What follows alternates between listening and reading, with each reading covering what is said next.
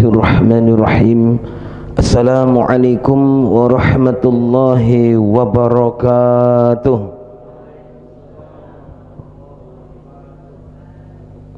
Bismillahi masyaallah la yasuqul khaira ilallah. Bismillahi masyaallah la yasrifu su'a ilallah. Bismillahi masyaallah faman kana bin ni'matin faminallah. Bismillahi masyaallah la haula wala quwwata illa billahil aliyyil azim. Alhamdulillahi rabbil alamin. Alhamdulillahillazi zala al-khilafata hammiyatan lid-dinina wa ummati nabiyyina Muhammadin sallallahu alaihi wasallam. Alhamdulillahillazi akramana bid-dinina wa man alaina birisali nabiyina Muhammadin sallallahu alaihi wasallam. Ashhadu an la ilaha illallah wahdahu la syarikalah wa ashhadu anna Muhammadan abduhu wa rasuluhu la nabiyya ba'da. Nusalli wa nusallim ala nabiyyina Mustafa Muhammadin wa ala alihi wa ashabihi wa man tabi'ahum bihsanin ila yaumiddin amma ba'd. Faqala Allah ta'ala fil Qur'anil Karim, a'udzu billahi minasy syaithanir rajim. Bismillahirrahmanirrahim.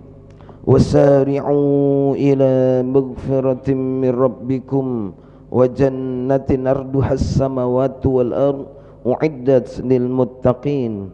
Wa qala hadis Rasulullah sallallahu alaihi wasallam, wa izzati la ajma'u ala abdi khawfaini wa amnain idha khafani fid dunya amantuhu yawmal qiyamah wa idha amanani fid dunya akhaftuhu yawmal qiyamah. Rabbi israh li sadri wa yassir li amri wahlul 'uqdatam min lisani yafqahu qawli. Allahumma faqihna fid din wa 'allimna ta'wil. Shadaqallahul azim wa sadaqa nabiyul karim. Bapak Ibu jamaah salat fardu subuh yang dimuliakan oleh Allah Subhanahu wa taala, kembali kita memanjatkan syukur kita kehadirat Allah Subhanahu wa taala. Sekaligus mengawali majelis kita ini, marilah sama-sama kita mengucapkan syukur dengan ucapan hamdalah, alhamdulillahi rabbil alamin.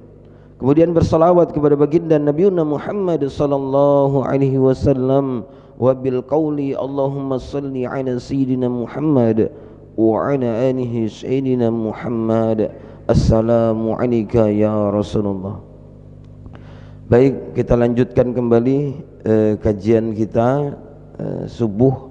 Harusnya pekan pertama digeser karena Kiai Haji Abu Jaidan itu sedang mungkin sedang tidak enak badan ya, badannya lagi sakit, maka diroker jadwalnya. Insyaallah pekan depan beliau yang isi. Pada subuh hari ini kita agak sop sedikit karena kemarin tuh kata Kiai bahasanya terlalu keras Ustaz. Baik ya, subuh ini kita akan membahas masih seputar akidah. Kita memahami tentang konsekuensi dari syahadat. Kenapa? Kalau kita memahami dari syahadat itu dalam fakta dan realitas kehidupan, itu tidak ada yang tampak, tidak ada yang terwujud dari dari syahadat yang kita ikrarkan. Ya kan? Betapa mirisnya melihat kondisi umat Islam hari ini. Mereka berislam itu karena keturunan, mereka berislam itu hanya karena hafalan saja, bukan karena betul-betul dia memahami. Dia melakukan sesuatu itu bukan karena memang kesadaran muncul dari keyakinannya, tapi karena kebiasaan, karena keturunan. Ya kan? Kita sholat, kenapa kita sholat? Karena orang tua kita dulu melakukan sholat, maka kita sholat. Tetapi bacaan sholat yang setiap hari kita baca, kita ulang-ulang, kita lakukan itu hanya sekedar hafalan saja, ya kan? Ini harus kita dalami makna sehingga kita ini sadar sedang ngapa kita ini, lalu apa yang kita baca, sedang berhadapan dengan siapa kita ini. Apakah kita hanya cuap-cuap saja, ketemu ngobrol biasa selesai pulang? Tidak. Nah, kalimat yang sangat familiar bagi seorang muslim itu tak ada yang lain melebihi dari kalimat yang sangat dikenal oleh umat Islam. Itulah kalimat syahadat. Maka tiap kali bertemu kepada Allah Subhanahu wa taala dalam salat, kita kembali menegaskan persaksian kita terhadap Allah Subhanahu wa taala, terhadap Rabb kita dan juga Rasulullah sallallahu alaihi wasallam. Berarti syahadat itu adalah persaksian. Setiap hari kita bersaksi terus kepada Allah Subhanahu wa taala. Kita dudukkan maknanya, lalu kita muhasabah, sudah tepat belum apa yang kita lakukan selama ini. Padahal kalau kita flashback kurang lebih 14 abad yang lalu, bagaimana Rasulullah sallallahu alaihi wasallam memulai dakwah di fase Mekah. Apa yang menjadi fokus dakwah Rasulullah sallallahu alaihi wasallam di fase Mekah? Apa, Bu? Akidah. Jadi ketika Rasulullah sallallahu alaihi wasallam berdakwah, kalimat inilah, kalimat syahadat tadi itulah sebagai pembuka syiar yang pertama. Tak ada kalimat yang lain.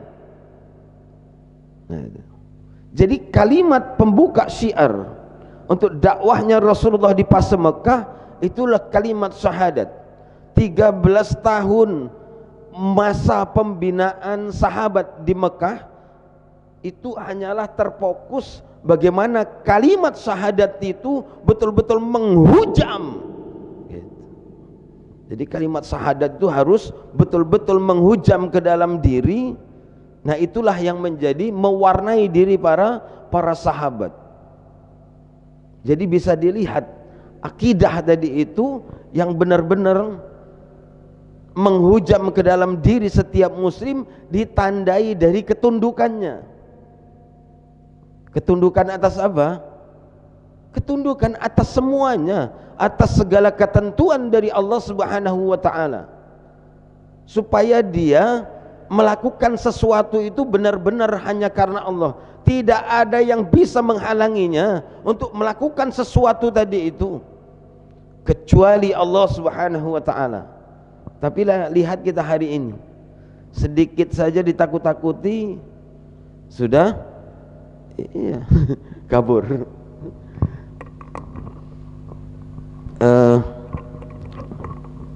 Kemarin atau semalam saya ngisi di daerah Tapung, Pak.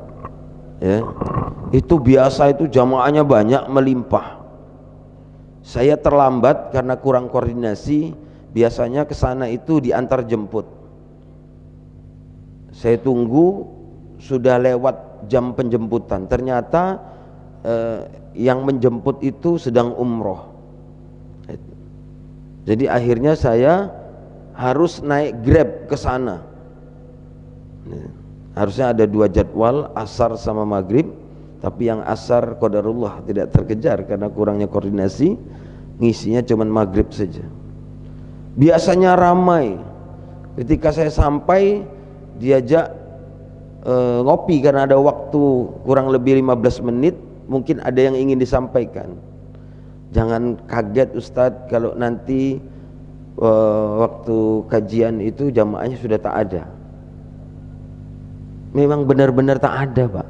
Cuman 4 orang. Bayangin. Ditakut-takuti. Ada Densus turun ke sana, dicap teroris dan seterusnya, sehingga majelis-majelis taklim itu sepi, takut. Nah itu. Bayangin, Pak. Padahal di sana itu saya mengenal sekali di daerah sana itu karena sering ngisi daerah sana. Itu banyak sekali ulama di daerah sana, Banyak alumni pondok pesantren yang terkenal di Jawa. Ada yang panggilan kiai itu banyak di daerah sana. Kenapa nggak bisa menghujamkan akidah syahadat tadi itu? Ada apa sebenarnya? Hanya sekedar ditakuti. Masa kita mau menjalankan kewajiban kita kok kita takut? Kita ini kan muslim, ada konsekuensi. Inilah syahadat tadi konsekuensinya. Kita berikrar itu ikrar apa? Sedang ngapain kita ini ketika kita menghadap Allah Subhanahu wa taala? Maka wahyu yang turun pertama di Mekah tadi itu adalah apa? Petunjuk Allah itu wahyu yang turun pada masa di Mekah itu apa? Membina para sahabat untuk berinteraksi dengan kalimat syahadat. Linier ayat yang diturunkan tadi oleh Allah Subhanahu wa taala. Nah, yang kita kenal dengan ayat-ayat Makkiyah. Ayat-ayat yang turun di Mekah. Jadi ayat-ayat Makkiyah tadi itu selalu hadir mengokohkan kalimat syahadat dari berbagai segi. Sehingga apa? Setiap ucapan, gerak dan perasaan yang muncul dalam kehidupan para sahabat tadi itu semuanya bersumber dari kalimat syahadat. Kalau kita baca sirah, kita ini pasti familiar sekali bagaimana kokohnya para sahabat itu, ya kan? Siapa yang tidak mengenal sahabat Rasulullah ini? Imam Ibnu Mas'ud, kenal Pak? Sudah kenalan? Kenal dengan Imam Ibnu Mas'ud.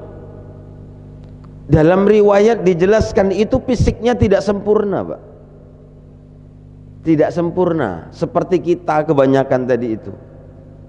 Mohon maaf, betisnya itu kecil. Orang bilang para sahabat itu betis belalang, kecil. Tetapi kata Rasulullah sallallahu alaihi wasallam, sebelah betis Imam Ibnu Mas'ud itu lebih kokoh daripada gunung Uhud. Bisa kita bayangkan? Sebelahnya saja kata Rasulullah itu lebih kokoh daripada gunung Uhud. Langsung terdiam para sahabat. Kenapa? Karena akidah. Suatu saat ketika itu Rasul menanyakan kepada para sahabat, siapa yang berani menyampaikan, membacakan Al-Quran di pasar, di tengah-tengah pasarnya kafir Quraisy? Siapa yang baca? Imam Ibnu Mas'ud. Bukan karena gagah ototnya besar begini, tidak, tapi karena akidah. Hari ini ototnya besar, banyak yang melambai Pak. Benar nggak? Melambai atau lebay, melambai, iya kan? Ototnya keren, pas ngomong rupanya kemayu. Astagfirullahaladzim. Saya ini kan hobinya olahraga, nge-gym.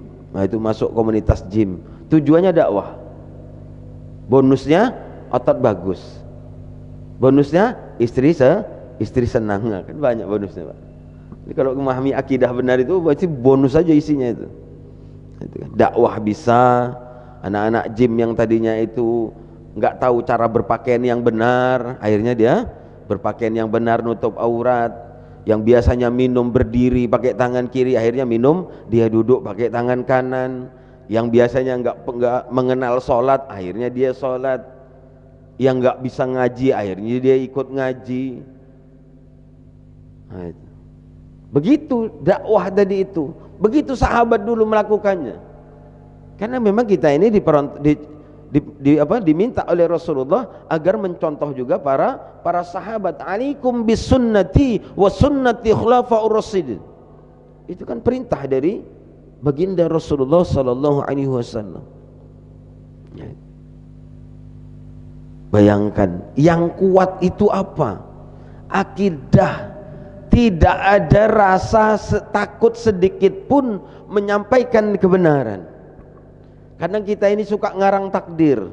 Nanti kalau menyampaikan Islam nanti dicap radikal, kemudian nanti ditangkap. Itu kan ngarang takdir Pak. Besok kita aja belum tahu hidup atau Tidak. Kita ini berupaya hidup di dunia sesuai materi yang sebelumnya kita bahas tadi itu kan.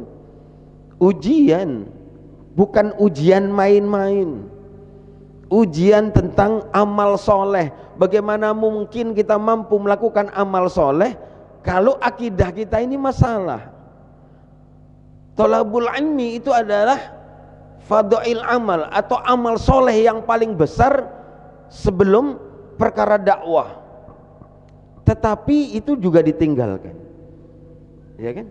Kewajiban thalabul ilmi nggak dia lakukan. Kemudian doa minta sorga. Sorgai sopo. Jalan ke sorga itu sulit, tidaklah gampang. Kita berdoa terus sholat, ya kan?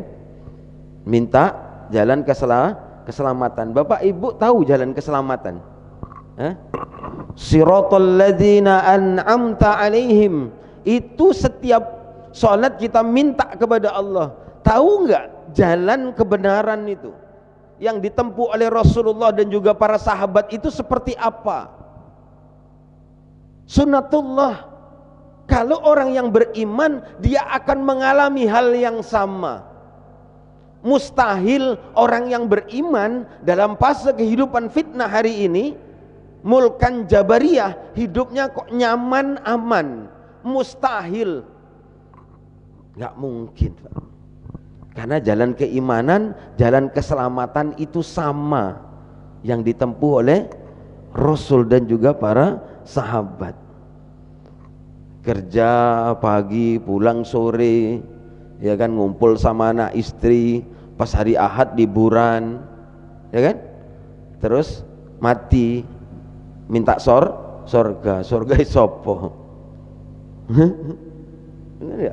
Kan banyak hari ini waktunya habis untuk kerja hanya dengan untuk keluarga, untuk liburan, hartanya juga habis untuk kepentingan keluarga saja. Tidak ada kepentingan untuk kepentingan agama. Kalaupun itu dilakukan, itu hanya sambilan atau sisa-sisa uang belanja tadi itu. Nah, itulah. Masya Allah. Pas dimasukkan bunyi kelontang gitu. Kan itu. Kemudian minta sorga. Infak 2.000, 5.000, 10.000, pas 100.000 minta doa yang panjang. Tolong doakan yang Ustaz ya. Doa ini panjang. Itu kan itu, Pak. Amalan umat Islam hari ini. Iya kan? Ayat yang sebelumnya kita bahas itu kuntum khairu ummah. Allah yang mengatakan bahwa kalian itu adalah umat yang terbaik yang pernah diciptakan oleh Allah Subhanahu wa taala. Pertanyaannya, kita terbaik enggak sih hari ini? Ya, bagaimana mungkin terbaik? Ya kan, bangun masjid minta-minta, menghambat jalan. Terbaik dari mana? Ya kan? Bagaimana orang non muslim, orang kafir itu tertarik masuk Islam, itu jalannya dari mana, Pak? Nengok umat Islam itu kondisinya begini, kita mau dakwah kepada mereka, ayo, Islam ini adalah agama yang sempurna, agama terbaik. Dia melihat yang korupsi muslim, betul tidak? Yang garong juga dia muslim, yang sering menumpahkan darah, membuat onar muslim. Itu kondisi kita hari ini, ya kan? Yang murtad, berapa banyak umat Islam yang murtad hari ini, tetapi kita dikelabui oleh media, dikelabui terus oleh media kita hari ini. Saya masih ingat itu tahun 90-an itu, kalau tidak salah umat Islam di Indonesia itu 95%. Betul Pak? Nah, yang angkatan 90-an itu yang sudah SMP, SMA itu pasti tahu. 95% pada waktu itu umat Islam di Indonesia. Sekarang tinggal berapa Pak? Umat Islam itu berapa? Yang Ustadz Marwil berapa kalau data di Kemenak itu? 80%. Dari 95 tinggal 80%. Berapa persen Pak yang murtad? 15%. Berapa 15% itu?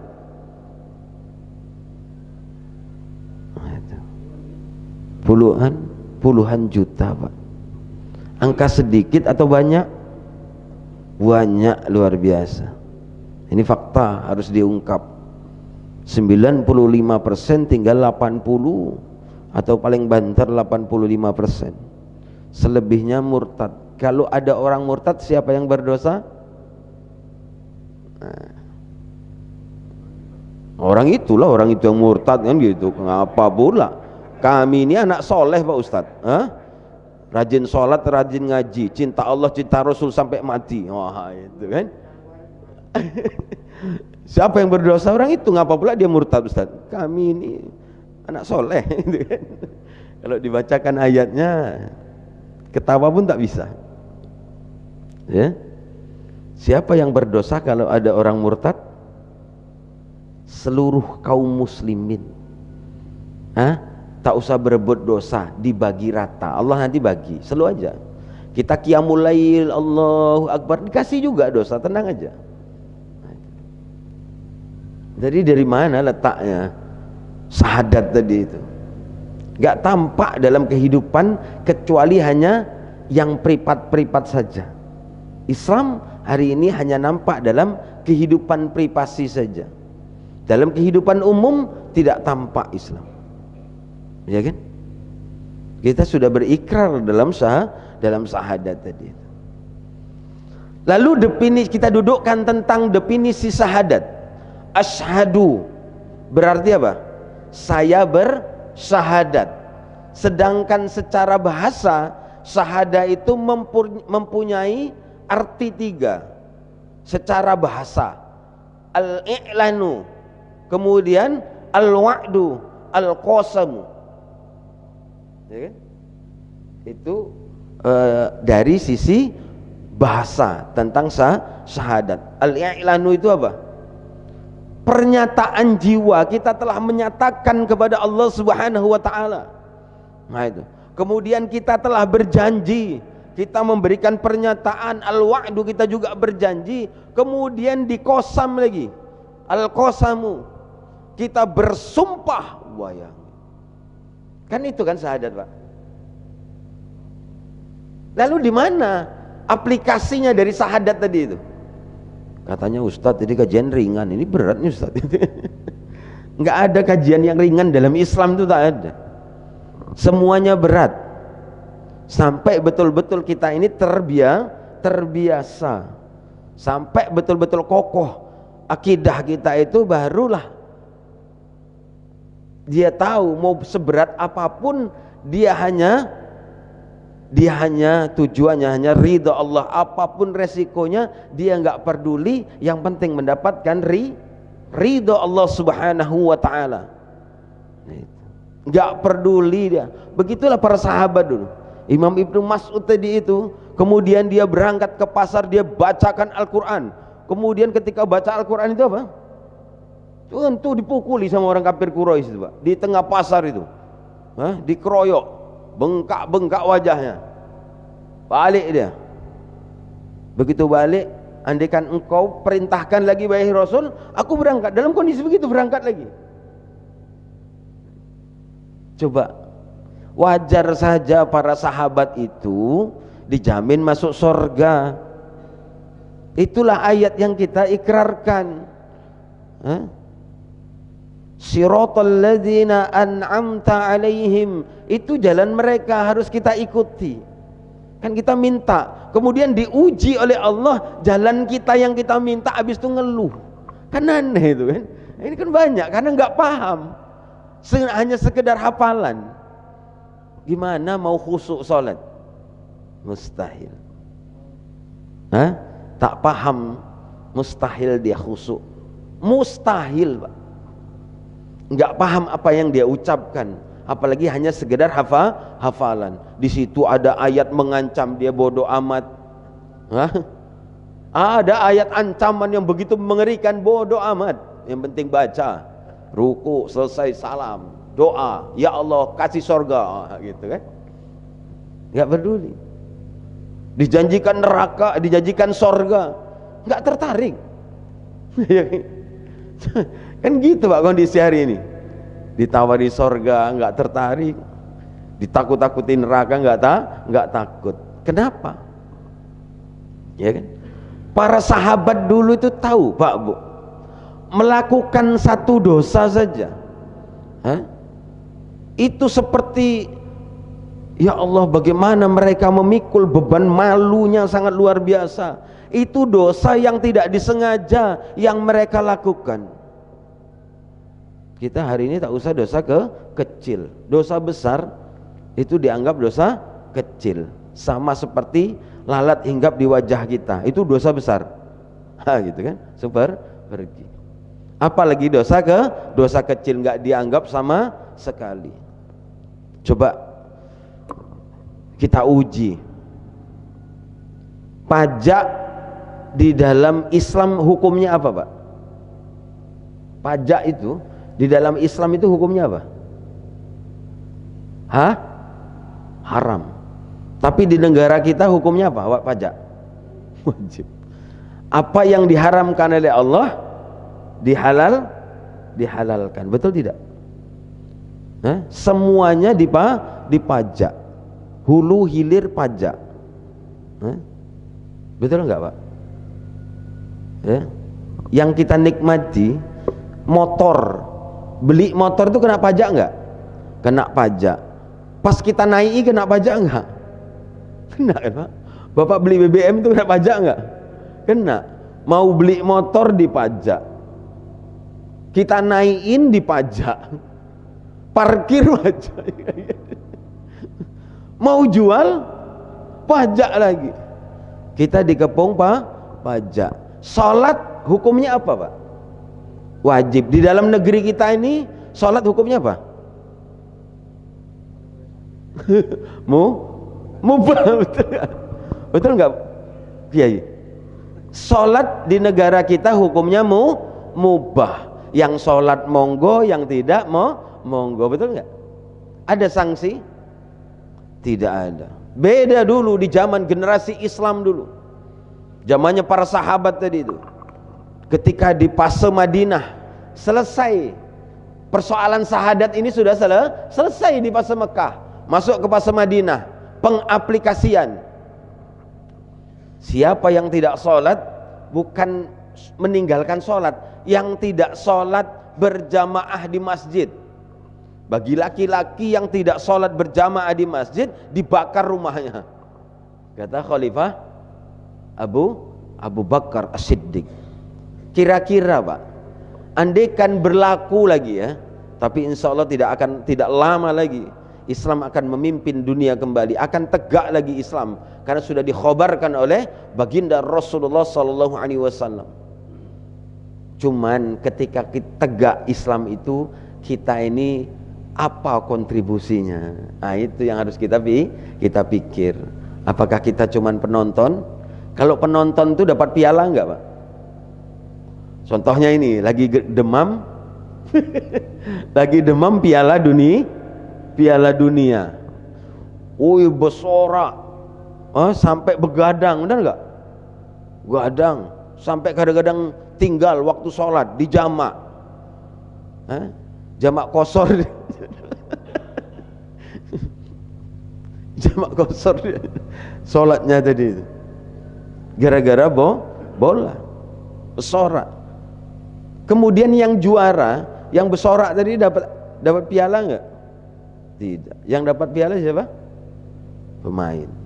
Maka dalam Islam itu jadilah pemainnya, supaya mendapatkan reward dari Allah Subhanahu wa ta'ala.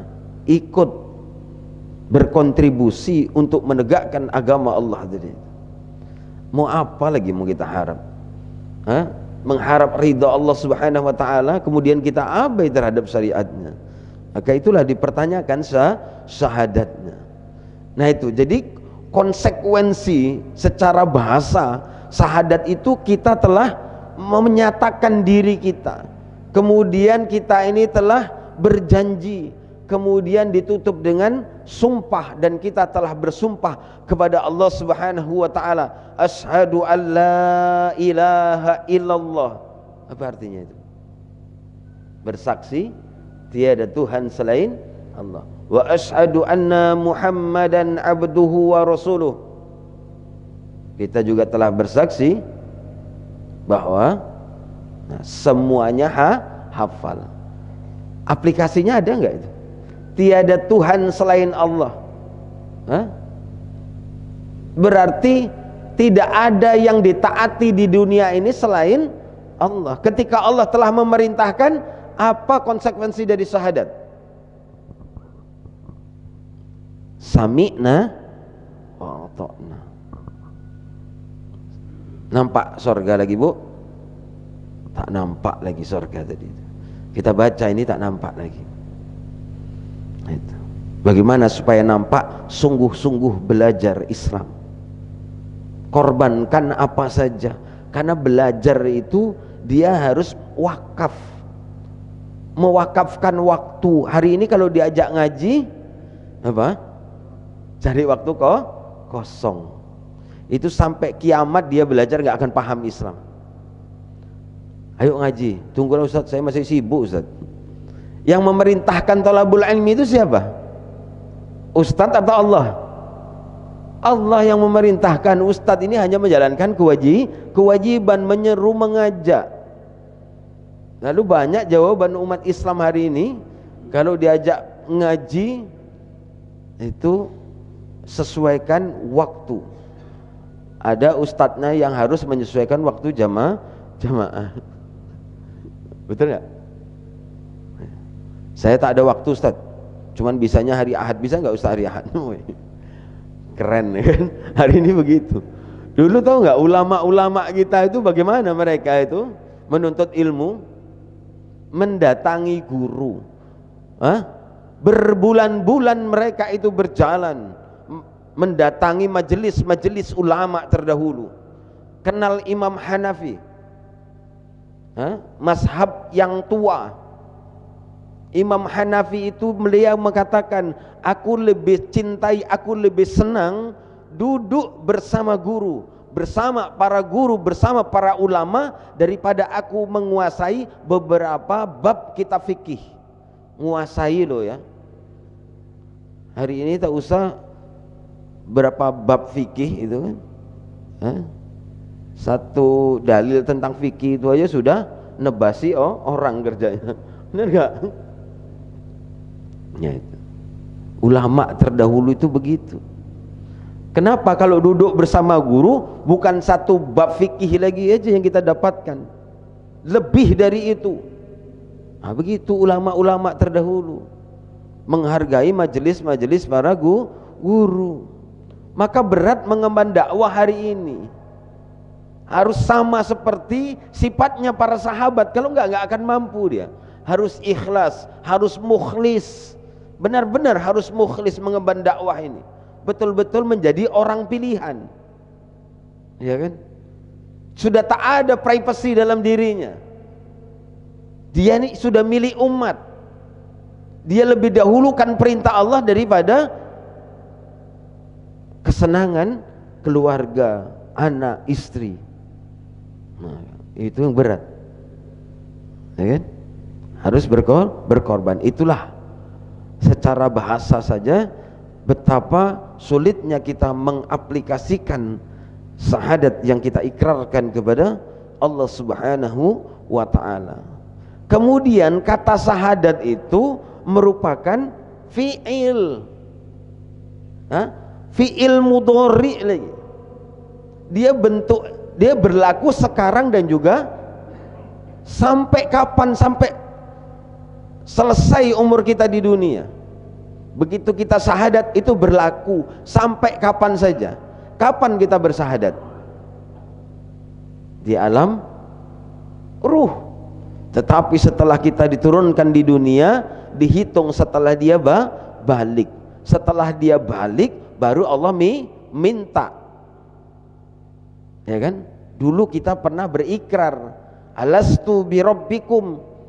Semua manusia itu menjawabnya, qalu bala syahidna. Sudah menjawab. Maka setelah di dunia, setelah balik, Allah memintanya atas ikrar tadi itu, atas qasam kita. Jadi syahadat itu adalah fi'il mudhari, bukan begitu kita ucapkan selesai, tidak, berlaku sampai selesai usia kita di dunia. Maka pernyataan, kemudian janji dan sumpah seseorang yang telah bersahadat itu tidak hanya berlaku pada detik diucapkannya, waktu itu dia ucapkan, tidak, tetapi juga untuk waktu selama-lamanya. Itulah konsekuensinya. Ia berlaku mengikat sepanjang hayatnya, mengikat sepanjang hidupnya. Setiap detiknya menuntut pembuktian dari syahadat. Setiap detik, menit, jam itu menuntut pembuktian dari syahadat. Bayangin, ada kita buktikan, ya. Makanya kita kalau kita kaji secara mendalam itu, jadi syahadat itu saja, nah itu konsekuensi dari syahadat tadi itu yang kita ikrarkan itu nggak ada aplikatifnya. Bagaimana nasibnya kalau kita mati? Kita mati dalam kondisi belum memahami benar-benar tentang Islam tadi itu, belum menyempurnakan qasam kita, belum membuktikan qasam kita kepada Allah Subhanahu wa ta'ala. Bagaimana nasibnya di akhirat? Lihat Pak, hari ini melihat tetangganya meninggal, saudaranya mati, itu kan biasa kan? Semalam di daerah saya itu ada meninggal, salah satu pengurus masjid meninggal. Biasa saja, orang ketawa, ya kan? Insya Allah dia surga. Enak bener. Makanya ketika orang mati tidak menjadi pelajaran yang paling berharga buat dirinya, karena dia sudah mengatakan insya Allah dia surga. Nah, itu kan? Bayangin Pak. Padahal kalau kita kaji, ya Allah, tak nampak surga tadi itu. Makanya kalau kita nggak mewakafkan semua kehidupan kita ini, apa yang ada dalam diri kita ini, mau kemana kita nanti ini di akhirat? Percaya kita tidak ini surga neraka itu, surga dan neraka Allah itu, percaya nggak kita ini? Surga itu bagaimana syaratnya, neraka itu seperti apa mengerikannya? Ayat-ayat ancaman saja kita nggak peduli. Baca Al-Quran, dibaca terus. Ayat ancam mengancam itu, neraka itu biasa saja, tidak ada. Nah, padahal beratnya bobot syahadat tadi itu harusnya umat Islam itu sudah mahfum. Dengan melihat secara bahasa saja tadi, ya kan, kita sudah dapat merasakan betapa beratnya bobot pernyataan asyhadu yang diucapkan oleh seorang muslim, karena dia bukan sekedar pernyataan saja, janji atau sumpah saja, atau melainkan ketiga-tiganya. Kenapa? Karena syahadat itu adalah proklamasi diri. Kita telah memproklamirkan. Jadi syahadat ini bukan sekedar pernyataan iya atau tidak saja. Yang menjadi masalah itu apa? Konsekuensinya. Bukan hanya sekedar mengucapkan, tapi yang paling berat itu konsekuensinya di belakang. Pernyataan ya atau tidak itu harus diperhitungkan. Kenapa? Karena harus ditanggung oleh orang yang membuat pernyataan. Jadi ketika seseorang mengucapkan syahadat, itu pada hakikatnya dia sedang mengumumkan proklamasi dirinya yang terbebas, proklamasi dirinya itu terbebas dari semua ikatan. Ketika dia telah mengatakan syahadat kepada Allah Subhanahu wa taala, berarti dia telah membebaskan dari semua ikatan apa yang ada di dunia ini kecuali ikatannya kepada Allah.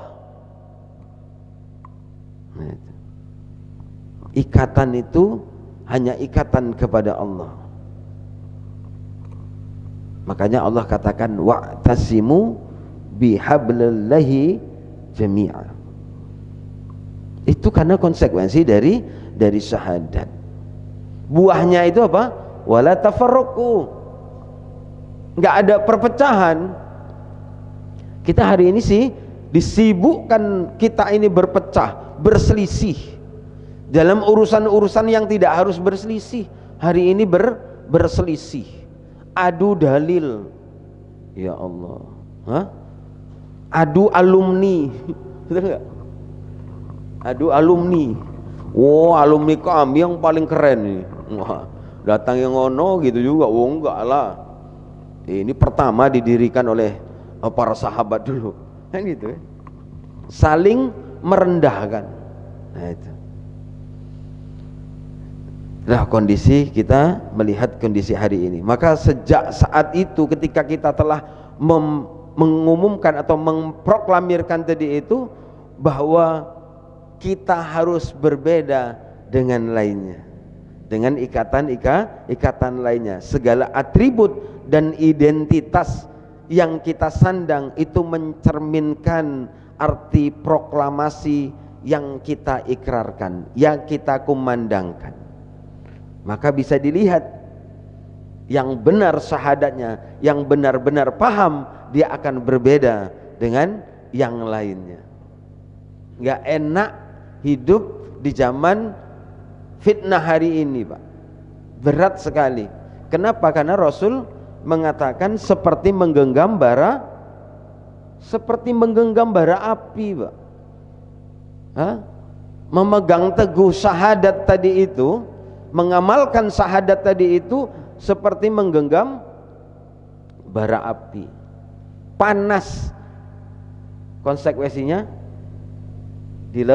dilepas. Nah itu. Tapi kalau nggak kita lepas, melepuh, mana yang kita pegang? Nah itulah hari ini. Contoh misalnya, hari ini orang yang yang memilih hidup sesuai syariat, kalau dia mau beli kendaraan baru cash, dia nggak punya, akhirnya dia beli second sesuai dengan kemampuan. Sementara orang lain ganti-ganti mau kendaraan baru. Kalau dia nggak kuat, dia akan ngambil baru. Uang yang cukup untuk beli cash tadi dijadikan DP, benar nggak? Nah, nggak kuat dia, akhirnya dia lepas. Apa motor ini sering rusak tengah jalan, akhirnya dia ganti baru. Yang baru itu bertentangan dengan syariat Allah Subhanahu wa ta'ala dalam tataran prakteknya hari ini. Nah, itu kan berat itu, Pak. Harus ngontrak sana, ngontrak sini. Hanya untuk beli cash tak ada. Apalagi hari ini udah mahal semuanya. Dia sabar. Kalau nggak kuat, dia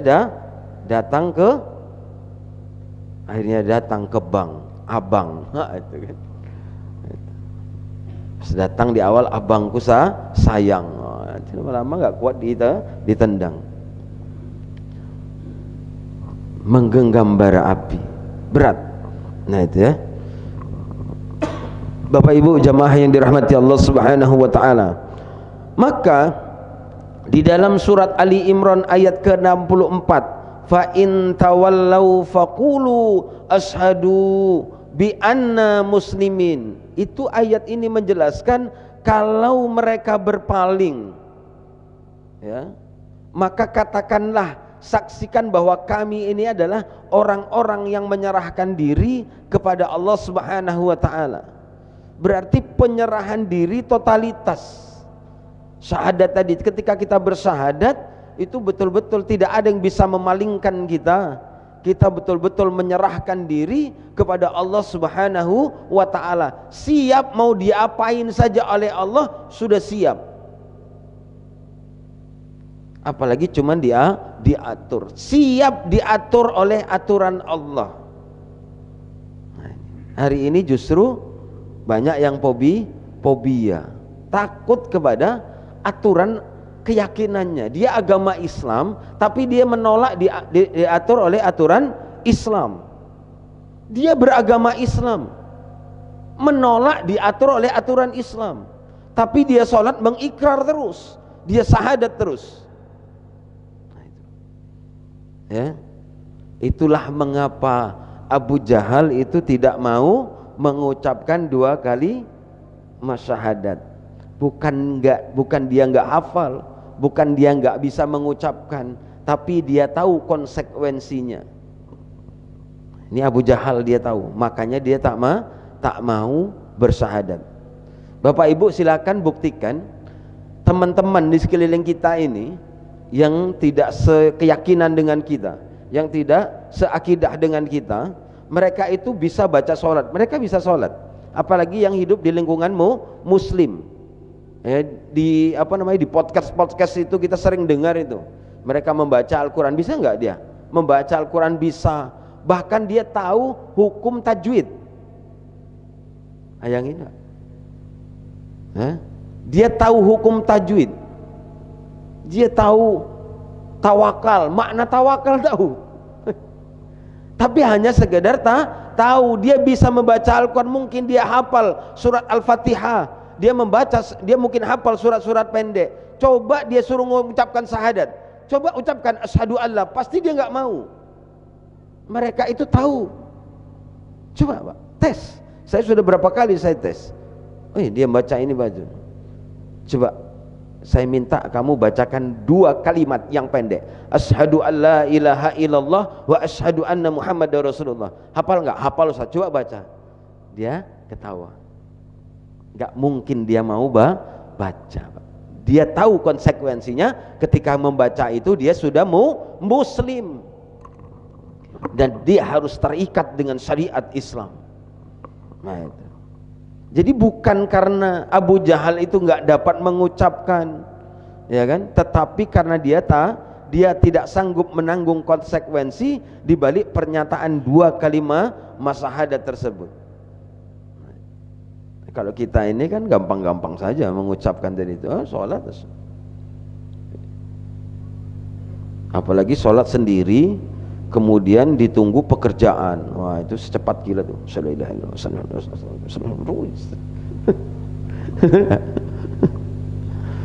Bisa nggak khusyuk masih memikirkan dunia? Bisa nggak? Bisa Pak. Ya, para ulama terdahulu itu telah mencontohkan, menjelaskan, kalau kita mau khusyuk, yang pertama kita harus tahu tujuan ngapain kita sholat. Apa yang kita baca kita harus tahu. Nah, itu. Kalau mau khusyuk, ketika kita melakukan tadi, kita sedang berhadapan dengan siapa? Dengan Rob kita. Maka semua dunia itu harus dilepaskan. Ini tapi kalau kita masih mikir sholat, nanti bakal mau ngerjain ini, itu kerjaan ini belum siap, nanti bakal kesini. Mustahil. Dia akan berusaha secepat juga mengakhiri sholatnya. Mustahil Pak. Ya? Baik Bapak Ibu jamaah yang dirahmati Allah Subhanahu wa ta'ala, sampai jam berapa ini surup? Berapa menit lagi Pak? 5 menit. Baik, ini materinya masih panjang nih, ya. Ada 64 slide tentang kita dudukkan tentang makna syahadat ini. Jadi tidak bisa sekali duduk sudah selesai. Maka membutuhkan istiqomah duduk di majelis ilmu. Istiqomah, ya, bukan istri ikatan suami takut istri di rumah. Siapa yang ketawa tadi? Ketawa anak-anak sini, nggak tahu. Baik, Bapak Ibu jamaah yang dirahmati Allah Subhanahu wa taala, supaya tak ada dusta di antara kita, ya. Sebelum kita tutup silakan kalau ada yang mau kita diskusikan, ya, tafadhol. Silakan.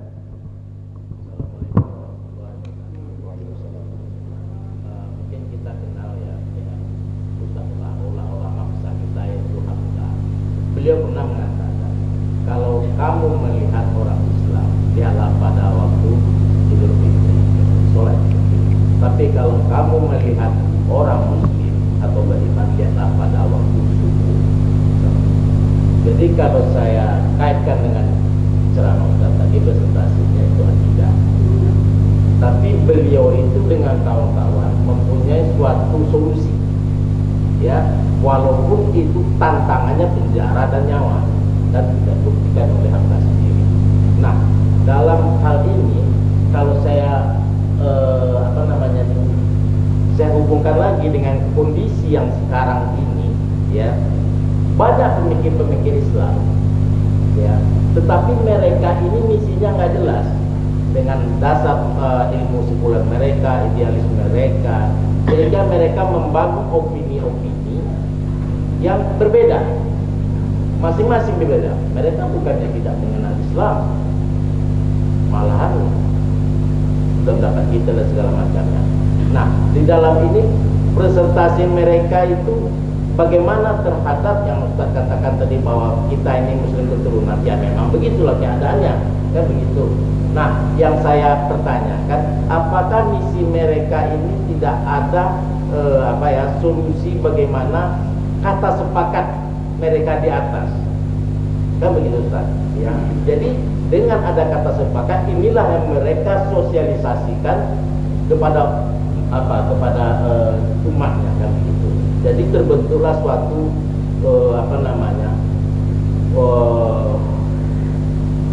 akidah tadi, akidah yang betul-betul mata dan mengerti dengan persaksian tadi.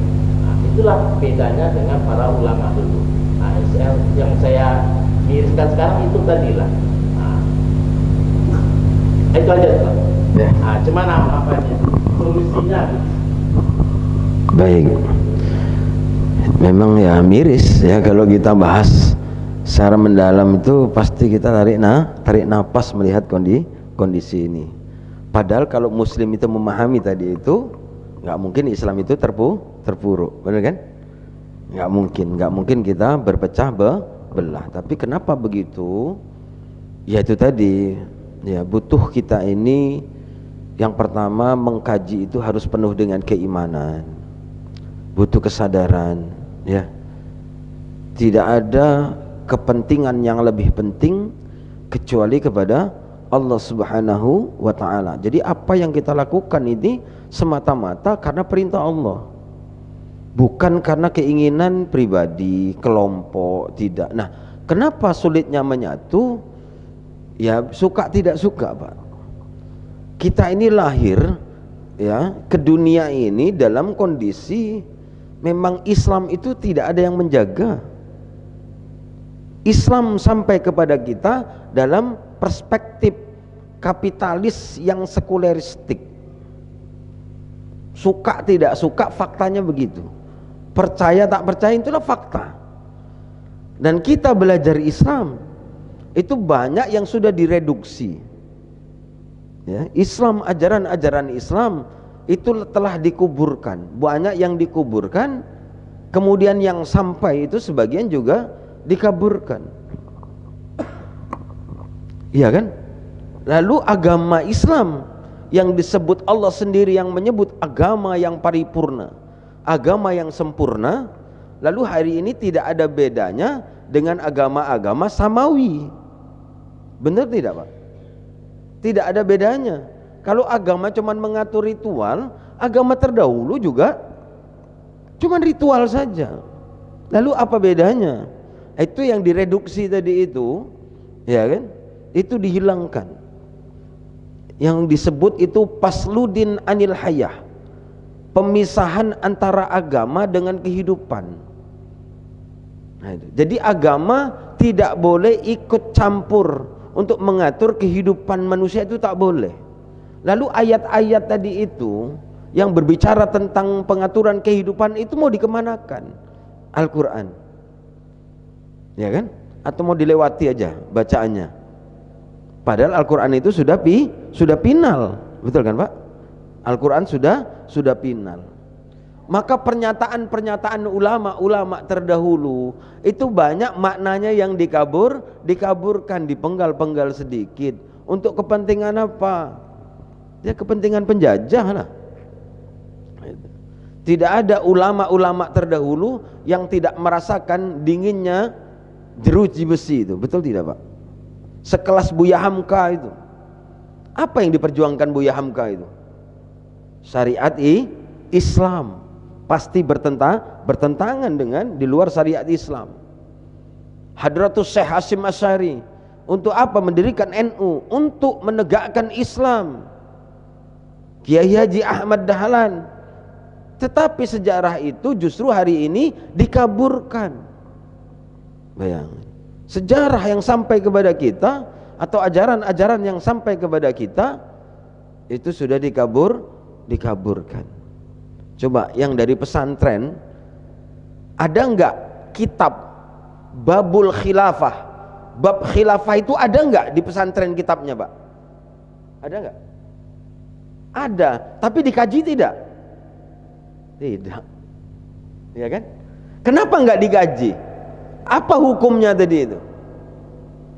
Nah itulah pendidikan kita hari ini. Kalau kata Kiai Haji Ahmad Zain, nah itu, enggak usah 9 tahun di pondok pesantren Ustaz. 30 tahun dia pondok pesantren itu enggak akan ketemu tuh kitab tadi itu, enggak akan diajarkan. Itu dia. Kiai ngaku sendiri. Bab toharoh. Sudah tamat di pondok, ya kan? Begitu masuk kuliah, di semester 1, semester 2 di kampus itu apa yang diajarkan? Bab kembali bab toharoh. Gimana mau memahami sejarah Islam dengan benar? Gimana mau memahami Al-Quran tadi itu secara keseluruhan? Wong yang diajarkan itu muter-muter ke situ saja. Maka ketika mendengar kajian-kajian yang nggak pernah kita dengar, bingung. Ini benar atau tidak ya? Ini jangan-jangan sesat ini. Bagaimana mungkin sesat? Mengajak ketaatan kepada Allah sesat. Nah ini harus diluruskan pemikiran tadi. Nah ini ya, maka pentingnya untuk membangkitkan umat ini harus banyak karyawan Allah tadi itu. Harus banyak dai-dai yang betul-betul memahami Islam secara keseluruhan plus konsekuensinya. Kemudian dia harus sampaikan di tengah-tengah umat, dan menyampaikan ini itu butuh keberanian dalam kondisi kehidupan kita hari ini.